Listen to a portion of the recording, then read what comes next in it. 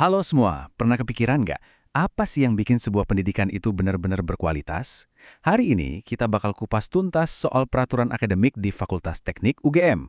Eits, jangan bayangin ini cuma soal daftar boleh dan nggak boleh yang kaku ya. Justru kita akan lihat ini sebagai aturan main menuju pendidikan yang berkualitas.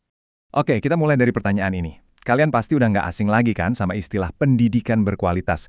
Apalagi ini jadi salah satu tujuan utama di SDG atau tujuan pembangunan berkelanjutan.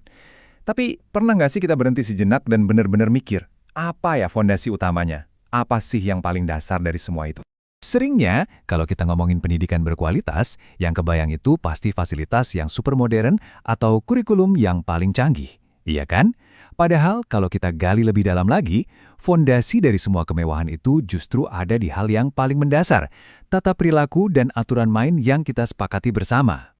Nah, ini dia kuncinya. Gimana kalau kita coba ubah cara pandang kita? Jangan lagi lihat peraturan akademik sebagai sesuatu yang membatasi.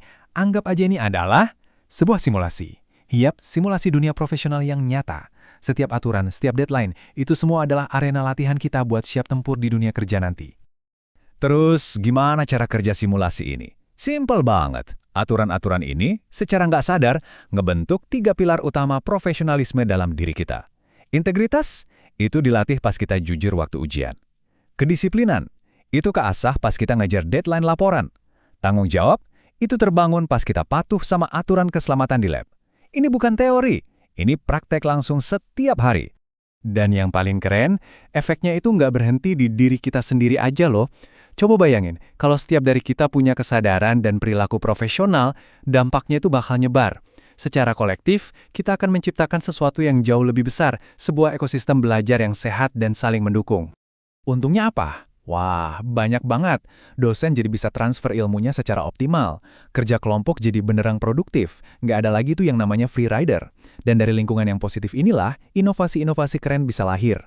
Pada akhirnya, inilah inti dari SDG 4, menciptakan pendidikan berkualitas yang beneran nyata, bukan cuma slogan.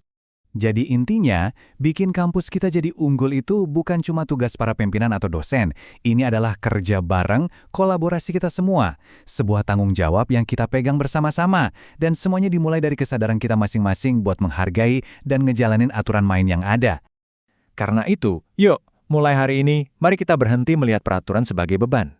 Ayo kita ubah cara pandang kita, dan bareng-bareng mari jadikan aturan akademik sebagai budaya keunggulan kita. Sesuatu yang mendefinisikan siapa kita sebagai keluarga besar Fakultas Teknik UGM.